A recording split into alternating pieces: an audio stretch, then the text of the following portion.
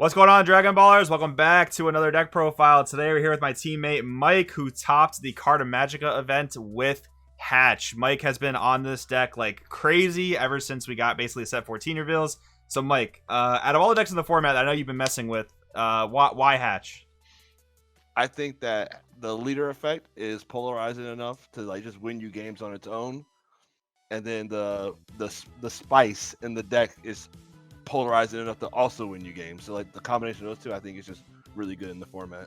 Yeah, even though I wouldn't say the format's like super aggressive, the Hatch like leader effect to like limit how many times you can attack is still really annoying to deal with. Like, Yeah, even mid-range decks just want to go wide. yeah. I say like when I was playing today, I play like King Coldplay. All these decks like they just can't do what they want to do, right? Like you have to choose between what battle card you want to attack with, and then I'm gonna tell you no anyway, so it doesn't matter. It's just like you get more mileage out of your negates. Like where I used to play Baby. Most people know me for playing Baby these days. Like I had to have multiple negates right throughout my turns. Well, in Hatchhyak, I just need a total of 2 negates to get through a turn. Got you. All right, let's see what you got in the main deck. All right, so obviously this is the leader. We played 4 Kid Coups. This is a throwback. Adding the ball is huge. We played 2 balls with it, so that way we don't whiff on the ball most of the time. I think I whiffed 1 time today, but it was okay because the ball was in the first it was the 8th life, the one I took, and I was like, okay, cool, that's fine. But adding the ball is just huge because you have discard effects in the deck, and it just keeps giving you discard effects. And then also just being able to add this off Power Burst and a guaranteed charge because it does get hard to charge at times, like making that choice depending on the matchup. Yeah, this engine's stupid in decks like Hatch, decks like Black Toa that like want to just like stay high life the whole game. It's really, really crazy. Yeah, nothing more broken than like playing this turn 1, getting the knowledge of what's in your deck, and then having the ball and they're like attack your leader. They're like no combo. You're like, all right, 4-star ball, and they just pass. Like, all right, so I'm so far ahead at that point. Moving on to the next cards, the Unison. This is what really like got me excited to play the deck again. Actually, was 4 Bardock, SS4 Bardocks. Everybody knows the red Piccolo Unison that draws 1 card for +1, and I don't have a good of an auto effect as they do, but the +1 to draw a card is huge. Like, yeah, it's still insane. I awaken with 11 to 13 cards in my hand normally. Like that's unheard of for Hatch. Hatch never worked that way before. So like being able to have that big of a hand on your awaken turn, valuable. Yeah, it's pretty. I think this is the best deck for Bardock. Like it's kind of crazy. Yeah. Also, no one can kill him. To be honest, like it's hard. You play him, and he's at 3 markers, and they only have their leader, their 1 Unison, and their battle card attack. You can, and most of the time they don't have a Unison and a battle card. But if they're a red deck, I'll play it on turn 3, so that way I can just negate the new ruler. So it just never goes away at that point. It's a waste of time trying to kill it, actually, most of the time. The 4 Power Burst, you got to play Power Burst. Of course. My favorite negate in the deck, Petrification. A full 4, huh? Yeah, this card's busted, huh? Full 4. Most people play like 1 or 2. I'm like, this is the best negate in the game, though, right now. Like, I can just stop card effects from working. You just like, someone tried to attack me with an SS4 Gogeta today. I was like, Petrification. And he was like, oh. I was like, yeah, man, that's useless. And I played my Gogeta and killed it, you know? Yeah, I've been seeing a lot of confusion about like how Petrification works for people that don't know real quick. So like normally when a card attacks, you can't stop an attacking auto because it's already gone into pending. But Petrification doesn't negate the skills or anything like that. It literally prevents activation. So even though it goes into pending, you're just not allowed to use the effect at that point, which is what the difference is. But this card's insane. Yeah, I think the confusion comes from the fact that like nobody says trigger. They're like, activate my auto. It's not activate your auto. It's trigger your auto, and activating the auto is it resolving. So right. Like, it's just we've used the wrong words for so long, you know. Right. Played 2 of the Kai negates. Very good card. Not online early enough in this deck because you don't overwhelm too often in the early stages. So it's just not worth playing multiples like a high amount of like 3 to 4 like you see some of the other black decks doing. Yeah. But very good card though. Can be clutch late game for sure. Yeah. And it's recyclable, so it's just like I don't need it like that. Oceanus, just the 2 of. Only 2. That's very surprising. That's very surprising. It's recyclable. Your Ghost Warriors put them back. There's another card in the deck that gets this card back. So it's just like, I think playing too many like of these cards like takes away your options and playable cards. Like normally a good deck has like 18 different cards in it, like 18, 19 cards. I'm playing like 22 different cards in my deck. I was able to fit that many cards by cutting numbers and just having the recyclability that the deck has. So I don't need the additional numbers on these.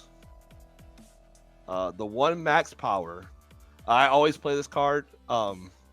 It's beautiful to me. That's always like a thought that comes in my head. But it's really good in this deck actually. It helps me get the Kai online because I just activated and I warped 4 cards from my own drop to put it back in my hand. And now my Kai's online.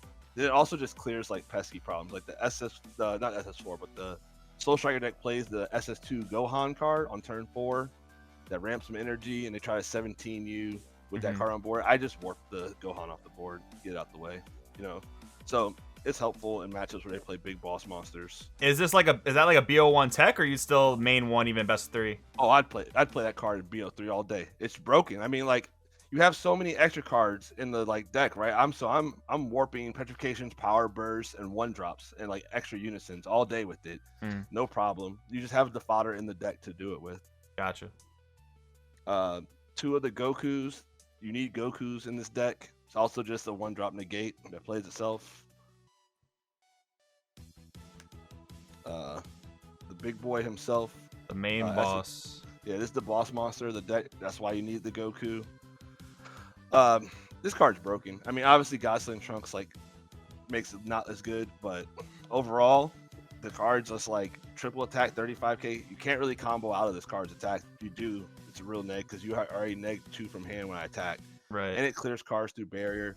And then it's just like the fact that it untaps at the end of turn, and it's able to block. It's just like, I need a blocker in my deck. I block, so now you definitely can't kill me. And it can't be KO'd by skills when it's rested. So it's not going anywhere. I do have 2 questions about this card. So being your turn 4 boss monster, do you think you can get away with playing 3, or you feel like you have to play 4? You could probably get away with playing 3. Okay. I only normally play like 1 a game, to be honest. But sometimes you get 2 off. I played 4 because it looked good, to be honest. I'm gonna be honest. I just like grab my 4 SPRs, put in my deck, and you just mill the cards on accident. And there's only one way to get these back, and that's kind of the problem why I wanted to play 4. But you could definitely get away with 3. I see. There's another card I wanted to play in the deck, and I'm still debating if I'm gonna play it. And if I play that card, I might bump this down 2-3 at that point. But that's a future thing. I gotta do some testing on it. And then the other thing I want to mention, because I've seen you do this like against blue and maybe even against yellow, where like you can't really like reliably play Gogeta. You kind of just become like a mill deck. Like, is that right? Or do you have other strategies to win the game if like Gogeta is not viable? No, you become a mill deck at that point pretty much. So you just plan on like decking them out. And I mean, once like I never played on 4 against them. I try to jam it in there if like when I have 6, 7, 8 energy. I'm like, I have enough energy to negate your attacks. I'll take your Trunks out your hand. You know, like, give me your Trunks, put this back, it'll be fine. But you do become a mill deck at that point. So that's the other reason why I was like, I might go to 3 and play this other card in my deck. It's just, it needs more testing. But your 3 to 4 is good though. Got you. This is the backup plan for against blue. Actually, Devilish Dominator. He's the deflect boss monster in the deck. He's actually pretty good in several matchups. Pretty much anybody who's willing to go down to 3 against your Hatchhyak deck, because people do that. There's like, you can't kill me. Well, he's triple strike and he has dual attack normally. So if you negate, I warp 1 of your life. So I like this card a lot. Yeah, I mean, deflect triple striker, can't go wrong with that. Yeah, and then they always have 10 because like the way your deck works and the way that like everybody just plays Overwhelm in their deck these days. Right. The end game monster of all end games, Big Fu. I hate this card. I've been asking them to ban it for months. The card is busted, and it's busted against your deck too. It is busted against this deck. In a lot of matchups, I'm very weary of this card because of how good it is. So I like try to keep my life high, so that way like they can't like 4-0 me. I try to stay at 5. Right. Part of the Overwhelm engine and the Gogeta Zeno engine, these ISR Gokus, you play these off of the 1-drop negates. They put 4 battle cards back, so it allows you to keep on cycling your cards for your max power and for your putting cards back, because you do have a couple Overwhelms in the deck that you might want to activate in situations. So, and it's just a 25k double striker for 1. It's actually insane to me that they made the SS4 Gogeta not care about like power levels of the Gokus and Vegetas. Like you could just play all the different good Gokus and Vegetas and like not care about their power level. You know what I mean? Yep, that's exactly how I have it built. I have the 25k Goku, a 5k Goku, the 5k Vegeta super combos, as you'll see in a second, and I have another Vegeta also. I play 2 Lord Slug Ghost Warriors. This card's pretty good. Prevents you from milling yourself out, and I mean, warping a card equal to or greater is pretty big right now because everybody's playing above energy cost. Even blue now plays above energy cost. So yeah, Dragon Ball really is like, even though the format is definitely slowed down, and you still cheat cards in. Like that card's gonna be good. Yeah, and this is how you put Oceanus and those cards back in. Then I just shuffle my deck with the 1-drop Goku, and it's as if I have more copies in my deck, not just sitting on the bottom. The super combo is the the very Vegeta. nice alt arts. Yeah, beautiful. I had to get them. I picked them up a couple days ago. Dude, you're cheating, man. The anniversary box is banned for this event. It was banned, but not the reprints though. Not the reprints. Yeah, fair enough. Fair enough.